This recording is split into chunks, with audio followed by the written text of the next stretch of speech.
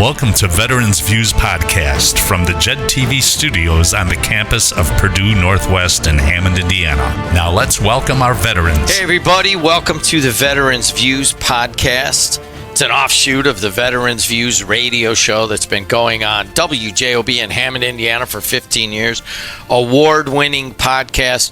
We record it on the campus of Purdue Northwest in some really cool digs that the university has provided for us. The show runs Central Time, 9:05, and it runs on a number of radio stations and the TuneIn app, and you can listen there. You can also watch on JED TV. You can also pick it up on Facebook. Here's the people kind of running it. Connie Karis, how are you? I'm well. How are you, sir? Happy New Year. Introduce yourself. My name, good morning, everyone. This is Connie Karis, United States Marine Corps Desert Shield, Desert Storm veteran, 5711, nuclear, biological, chemical warfare defense specialist, served 1988 to 1992, active duty, and I'm delighted to be here. And thank you, everybody, for what you do for our enduring freedom. Steve Bramer. Good morning. My name's Steve Bramer. I did 9 years in the Indiana National Guard. I did one tour of Iraq, 2005, where I was injured and I received the Purple Heart. And currently I'm with the DAV and I do help with claims. How do you like doing this show? I love this show. And now it's a podcast. Now it is a podcast. Other people outside of the Calumet region where we are here in Northwest Indiana can now listen to what are really universal issues for veterans. What we talk about here every day for 15 years, all of a sudden it's people are like, dude, I'd like to listen to this elsewhere. And that is the motivation behind this podcast. Let's go through a couple things that we've had on the show. And first of all, you took one of my people, and this is I own the local radio stations and local streaming video, and it's kind of a pattern where people come in and rate our talent, and you took our talent out to a recent event. What happened? Yes, Kemper, a wonderful Veterans View radio show producer. Kemper and I went to LaPorte, Indiana, to the Anam, Cara Equine Counseling Center, and that was a wonderful experience because Anam Cara has not only wonderful programs, they have a Heroes Club, and it is every fourth Saturday of the month. We attended the December 28th one. It's to bring family and veterans, their connected communities, all your battle buddies, to be healed by horses. And we don't ride them, but we are in the presence of them. And I can't tell you how healed I felt and just a serenity I felt. There are donkeys there and there are horses there. And Kemper did get some interviews that we can show later on the podcast, for future podcasts. Every fourth Saturday. Now, it's on sabbatical right now. It will resume March 22nd, Saturday, March 22nd. And it is from noon until 2, and it's on Central Standard Time. LaPorte is on Central Standard, not Eastern. Let's hear a little bit of Anam right now. So, Stacy, we're going to have you back on the show, okay? And I can't wait. And could you tell us a little bit more about how you came about founding Anam Cara, your credentials? You are a professional therapist, licensed mental health counselor, licensed mental health counselor, and basically what you do for suicide prevention, how you serve, and how we can get the word out. Yes, how do you ended up here and how we get the word out? I am super excited to be able to share the horses and the healing with absolutely anybody that is interested in learning more. So how it all came about is a longer story. So I went back to school to get my master's so that I could be a licensed mental health therapist, so that I could do equine assisted psychotherapy. And we now have grown here at Anam Cara.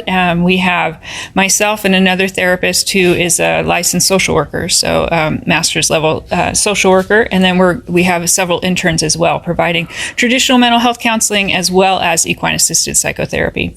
And then I also serve on the Northern Indiana Veterans Suicide Prevention Coalition, which is a huge mouthful, but we incorporate all 5 contiguous counties, representatives from agencies that serve veterans, about how we can help end veteran suicide. and how we can be present in the community and really be a resource, not help veterans. Veterans don't need our help. They need what they are telling us, what they need from us, and that's why we want to be a resource to them, to be able to provide the missing pieces that they're telling us that they're looking for. So Beautiful. Thank you. absolutely. And thank you. Like, the reason I have a passion for veterans is I did not have the opportunity to serve, but however, my father did. So he's a Vietnam era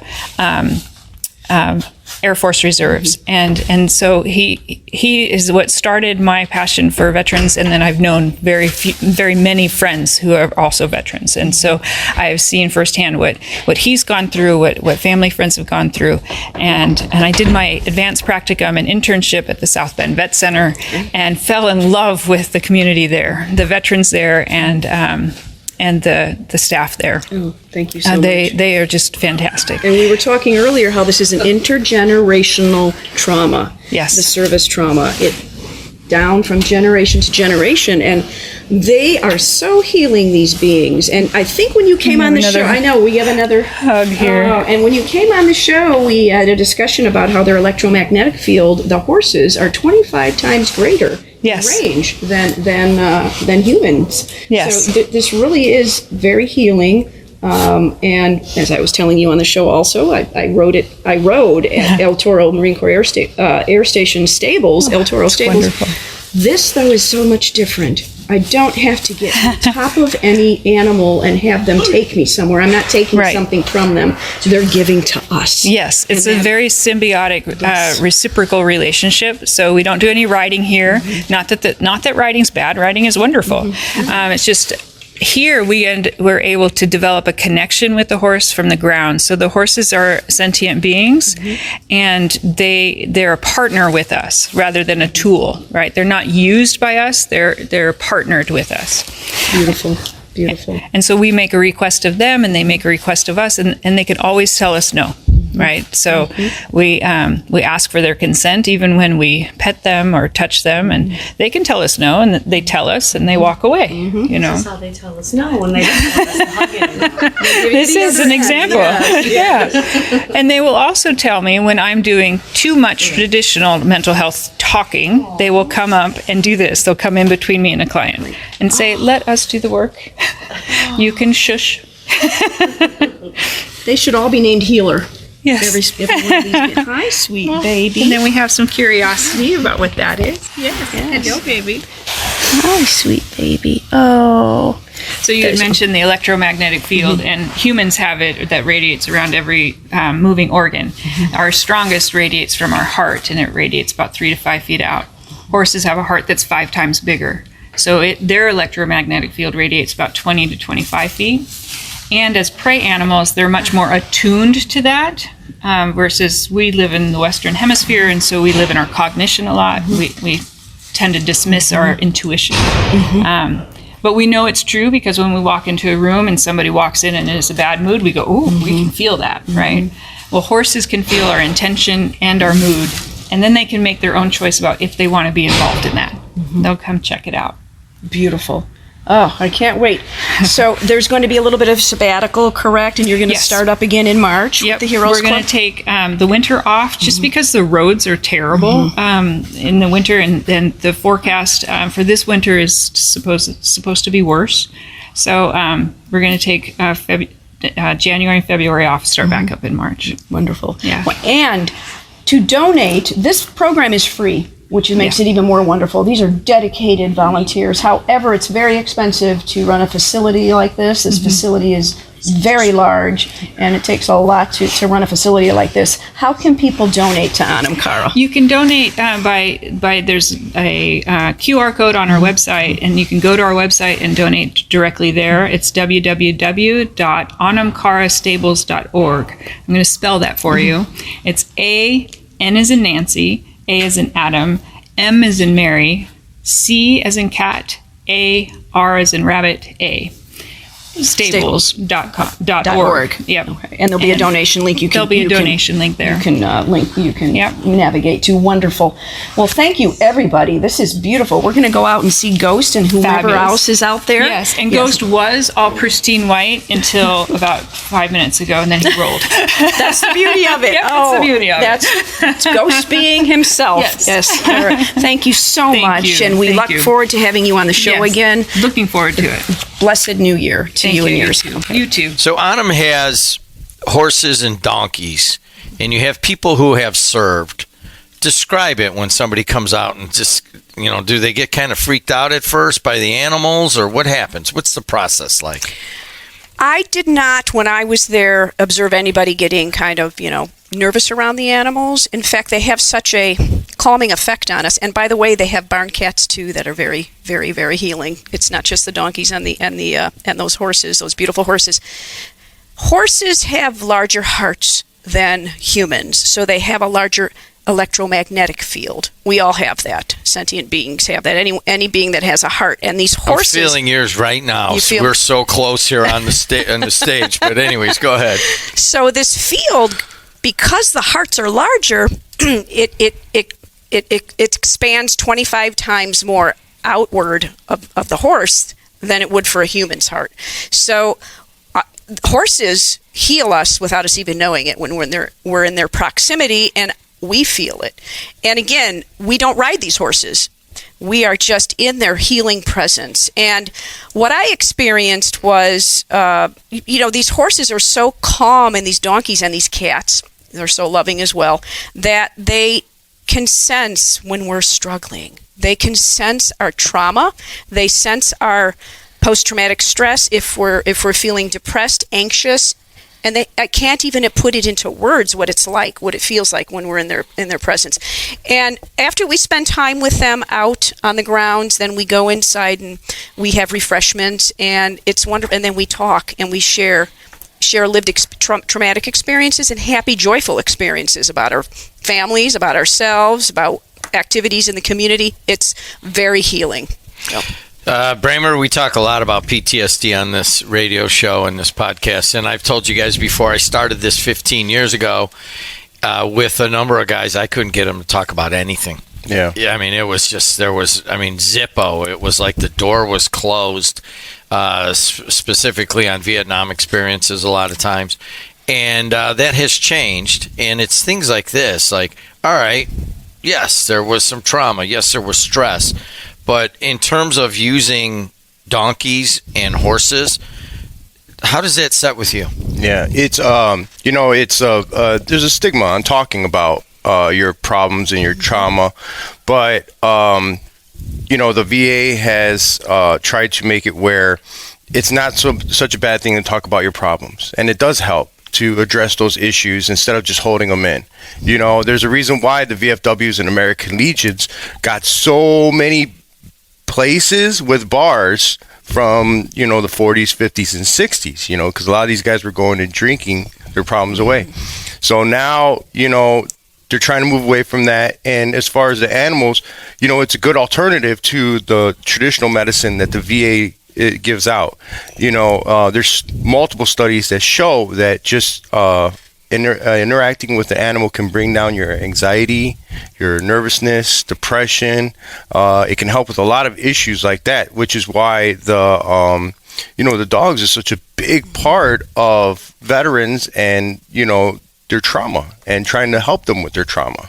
Speaking of some trauma, sometimes there's intergenerational trauma. We'll define that in just a second. But let's listen to a little clip right now from the show, and this is from Jim Laud Sr., and he is a leader in the organization called Sons and Daughters of Pearl Harbor Survivors. Okay, well, my dad was on the USS Sacramento. It was in dry dock at that time, kind of across from Battleship Row. So the planes were coming in across right in front of them. So just like so many other guys, you could hear that I've heard stories. They say that they've made eye contact. I think Wendy said that she's made eye contact. So those planes were really close. Yeah, that's close. That's close. And apparently the Japanese fighter pilot had a smirk on his face, according to Wendy, like "gotcha," Yeah. which was very how traumatic. Yeah, to be able to see something like that, Yes. they're right on top of you. He was carrying fuel cans back and forth to keep the generators going. So that's pretty much all I know. He was getting ready to go to church when everything hit the fan. So that was Jim Laud Sr. as part of the Veterans Views radio show. It's also on TV, on Jed TV, and you can go watch it. Also, you can pick that up on Facebook and go to Facebook Live on the Jed TV feed. Jim Laud wasn't at Pearl Harbor, but his dad was. Yeah. yes. So why do we have the next generation that's so interested in this and is so active and has a whole the whole term intergenerational trauma is really to me is kind of new, at least on these airwaves. What's the whole impetus behind Sons and Daughters of Pearl Harbor Survivors, as you could tell? As I can tell, so intergenerational means from generation to generation. Okay, and I represent an organization called Resolute Ready. It is a first responder military veteran advocacy organization that helps heal intergenerational trauma. And what this means is, I think maybe many of us have heard that the survivors of any type of ethnic cleansing attempt, such as the Holocaust, those survivors can genetically, as well as behaviorally, have that trauma go on from generation to generation. It carries down. That type of trauma, any type of trauma, and all kinds of situations can be carried down from generation to generation. Trauma is no different. Disease complex is no different. So, excuse me. What happens oftentimes when someone has a first-person lived experience of something traumatic, let's say, for example, that horrific day on December 7th, 1941, the folks who experienced this, and we had one of them here who at the age of 3, Wendy Minier Masters, and her husband Bill, who was a United States Marine Corps Korean War veteran, she experienced it firsthand with her father. That intergenerational service trauma has affected her as a person who lived it, but even though people haven't, for instance, Mr. Laud, knowing the horrible trauma that his father experienced, and by the way, he mentioned that his father didn't talk about it because it was so painful. We're going to listen to that in just a second. All right, go ahead. But being in relationship with someone who has experienced horrid trauma causes the same type of trauma. The causes are different. You may have not had first-person live experience of it, but you love somebody and you know somebody who has. You live in the same shared household, perhaps, or you have a relationship with them. It affects you. We had Erica Rios Corbin, a police social worker from Griffith. She has in her own lived experience as a police social worker, but she was also in relationship with someone who lost his life in Operation Iraqi Freedom. And that trauma of loving someone and seeing what they have gone through translated into her life, we're all connected. We are all connected in relationship. So when there is a service trauma, a moral injury, we have to be there for everybody who is involved with that person who has that lived experience. If we don't, that will keep perpetuating. The traumas will keep perpetuating. We see it in so many ways: homelessness, substance abuse disorder, mental illness, increased post-traumatic stress that is just untreated, and people isolate as a result. So everything that we experience gets perpetuated with anybody we are in relationship with, and that's what we have to keep mindful of. It's not just the veteran who suffers these horrible moral injuries, right? It's those with whom they are involved and who love them, feels the same deep pain. So I use my own family as an example because I say my daughters, I have 4 of them, they have PTSD because of me. Because my symptoms is I get real anxious, I get panic attacks, depression, I isolate, and what happens is my daughters learn that behavior from me. So then instead of going to family functions, we have our own. Well, now they don't want to go to family functions because we never really went. When I walk around the house and I lock the doors at night 3 or 4 times, well, now my daughters have that same kind of insecurity about the environment because of the way that I've been. And it's hard because you don't see that. You don't see that when you're a parent at first. But then when they start getting older, you start seeing them do the same things that you do that occupy your day and that they shouldn't have to live with. It does. It affects you. I when I get nervous in crowds, now my kids get nervous in crowds. And I wish that I didn't put that part on them, but it's something that couldn't help. It was just, that was something that I was dealing with, and they dealt with it with me, and they learned that behavior from me. You're being pretty open about it, and he's a scary looking guy anyways. This is a radio podcast, but you add a little bit of the PTSD symptoms that come up, and I can just imagine, and especially a kind-hearted guy with 4 daughters, you don't really want that to be passed down to them. You know what I mean? Yeah. And one of the things that you've been good at and that we have encouraged over from when this started 15 years ago to today, there is way more communication and people are open about it. But listen to this from Jim Laud Sr. I want to talk about your dad for a minute. Okay. What rank was he when he was in? Chief radio man. Chief radio man. Did he continue after Pearl Harbor? Like, did he stay in, or was he injured? Or? After Pearl Harbor, he was stationed up in the Aleutian Islands. Okay. And what did he experience during that day? What?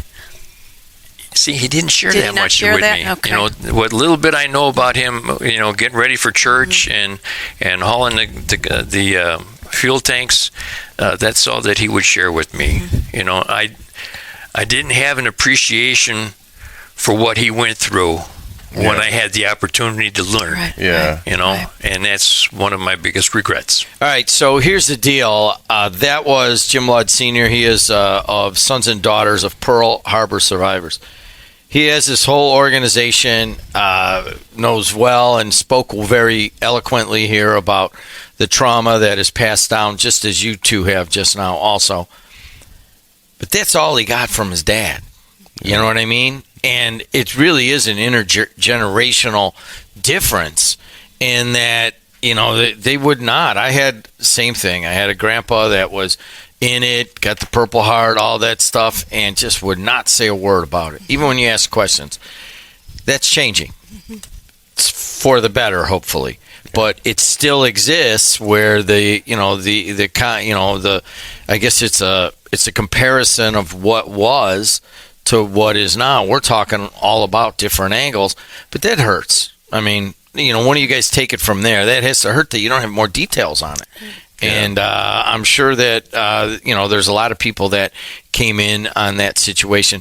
Now, when you're at the, working with the DAV and so forth, I mean, do you feel like there's more people talking about things these days? Oh, yeah. Yeah, definitely. They definitely are, and it's not just talking about what happened to you when you're in the service. It's how it's affecting you now. And that's where a lot of guys have the problems, because when we get together and veterans get together, it's real easy to tell the stories from when you were in. I remember when this happened on base or when I was overseas. But what we don't talk about is, how does that feel when I'm back home? How do I feel now when I have a migraine every other day and my daughters see me laying up in bed? Or when I get nervous about going to a meeting because there's going to be so many people there. That's stuff that we don't talk about, which is changing, and I think for the better, because it is good to get that out and talk about it. Because then, if I talked about it and Connie's experiencing it, she's going to be, I feel like that too. And then that's how we can talk. And, well, how do you deal with it? Well, I go to equine therapy. And, when I meet the horse, and for 2 days after that, I feel great. I'm like, oh, maybe I'll try that. And that's how, we can expand on how to help each other in situations like that, but it's still that stigma about not talking about yourself and not talking about your problems, and And may I briefly, very briefly, add one thing too that I think is very important to remind everybody about. This intergenerational service trauma isn't just learned emulating behavior and mimicking behavior. We are sentient beings that feel emotions and love, and when we don't even have to have a loved one talk about their trauma, we take it on because we are in relationship and love somebody. So, and it's good, as you had mentioned, now it's changing and people are talking about it more. The Greatest Generation, World War II, as I was saying in the radio show, these folks sucked it up for our freedom and they suffered that shell shock. But even if you don't talk about it, if you have a family member who doesn't talk about it, our loved ones, our family members know you're in pain, and we take that on for you. So, and it's very important for that reason to even talk about it more, or at least let that family member know, I love you. But when that disconnect happens of, I can't talk about this, it makes the intergenerational trauma even worse for successive generations, because that teaches us not to talk about stuff. So, but thank God that we're becoming more socially conscious and we're communicating better. Speaking of pain, I noticed at the end of the show you guys asked Jim if there was anything else, and he said this. I would like, Mr. Laud, for you to have the closing comments as we close up here. All right, please, if you fly a flag, lower it to half-staff every December 7th. Ask others to do so. And a lot of this thing, people having issues, PTSD and that, they like to console themselves and have a few drinks, and sometimes they get a little loaded. So I am a direct victim of drunken driving. My son, Captain Andrew Laud, he was with the 101st out of Fort Campbell. He was killed by a drunk driver. They both died instantly. This was a couple of years ago. I am so sorry. Oh. He was from Cedar Lake, and the town has just suffered. It's unbelievable how many people his life has touched, and I keep learning more and more.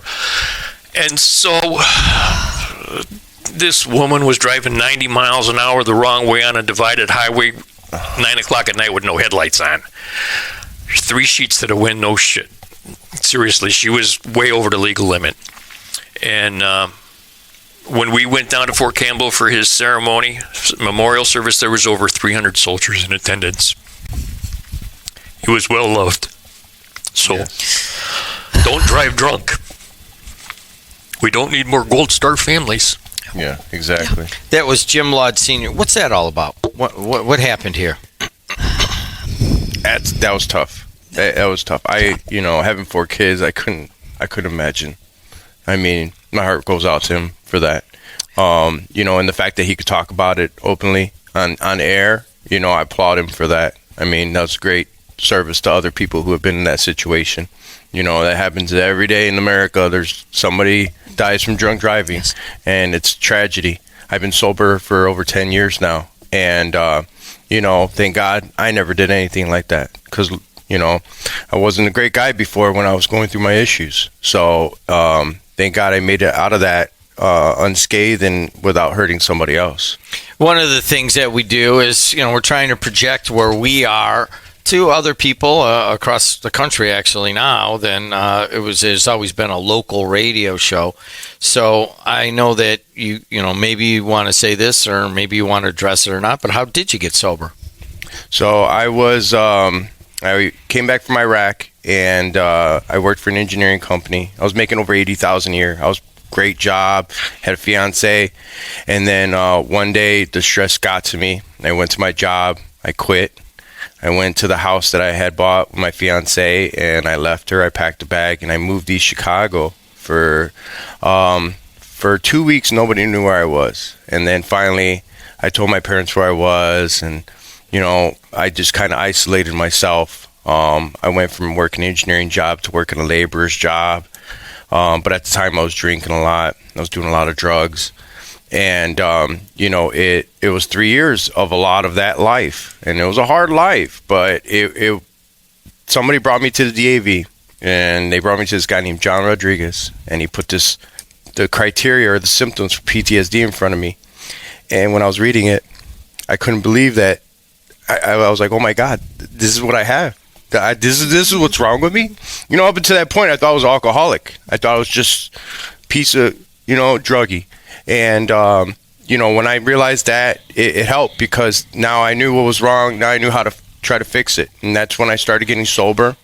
And, I still had issues, but I was able to work on them now without having to try to hide that stuff. And, it was the best thing I ever did, was getting sober, because then I had my kids. I got married to my wife. And, that's what drives me now, is my kids and my wife, and helping veterans. Connie, a lot of the issues that Steve's pretty open about and shares on the show of PTSD kind of translating into alcohol and drug abuse, that's a fairly common route. Yes, absolutely. Absolutely. And, post-pandemic now, the substance abuse disorders, the usage, the abuse is off the charts. And I don't think we're doing enough to address it. I think there needs to be more outreach. There is such secrecy still around it, despite how much awareness we have now with self-help groups, so forth and so on. And it's a serious problem. And I think we can see that by how people are driving so incredibly more recklessly than they ever did post-pandemic. And they already did. People still You know what? That's everywhere, by the way. Yes. Once you travel around America, you think, just around here in the Chicago area. No, man, it's everywhere. Yes, and it's alarming. It's alarming. And now, we've heard it said, make eye contact with a driver, when you're walking, before you cross the intersection or before you take the right of way. And if that driver sees you and makes eye contact, you can go. I've made eye contact many times with drivers, and they give me kind of a signal to go, and then they go. So that's frightening. We are really at an alarming place where people are kind of like in a zombie state, walking around, driving around. We need to help each other more this post-pandemic. It's a very challenging time. Costs are higher. Suicide is going up despite our best efforts. And we have a lot of suicide prevention efforts going on nationwide, but suicide is on the rise, and that's alarming. And in certain branches, it's staying the same, but others, it's rising. I don't have the exact, statistics with me, but I want to mention one other thing too. I asked Jim after the show, how did you cope? How did you cope after that horrible, horrific drunk driving accident? And he said faith.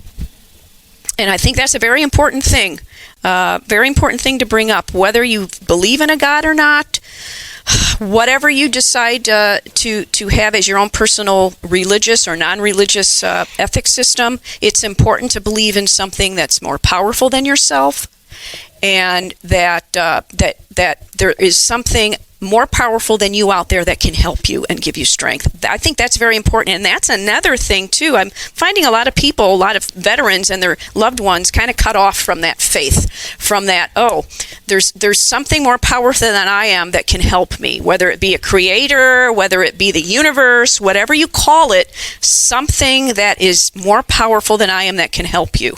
And that could be your support system. And if you don't have a human support system in place, or a horse or donkey or cat support system, find it. And we all need to reach out and help those people find it. She's Connie Karras. He's Steve Bramer. I'm Jim Diedlow, and I'm honored to have received something today from the sons and daughters of the Pearl Harbor survivors. December 7th, 1941, lest we forget, it says on the back, and has a nice American flag on here, and I will cherish this. What do we call this? Medallion or some sort challenge coin? Challenge coin. Yes. I knew there was a term, and I apologize for that. Hey guys, an installment of the Veterans Views podcast. If you want to see 15 years of shows and tapes and interviews, I mean, there's been some amazing history that has come through here. All you got to do is go to jedtv.com, and that'll get you started. You can also go to JedTV and WJOB's Facebook page and you'll be able to see that with go back years and years and see some. There's the Whisperers, the Navajo code talkers were in here. About that. And then the guy stopped by my office and was hanging out for a while. I mean, you just can't replace that kind of. Then they made a movie about them, and the last one died this year. Yeah, the last one died, so we have that tape, and we'll bring that out into the podcast. But today we had Jim Ludd Sr. talking about the sons and daughters of Pearl Harbor survivors and a number of other things. So thanks a lot for the show. Thanks a lot for the podcast. And until next time, we will see you later. You've been listening to Veterans Views Podcast from the Jed TV studios on the campus of Purdue Northwest in Hammond, Indiana. Thank you for listening.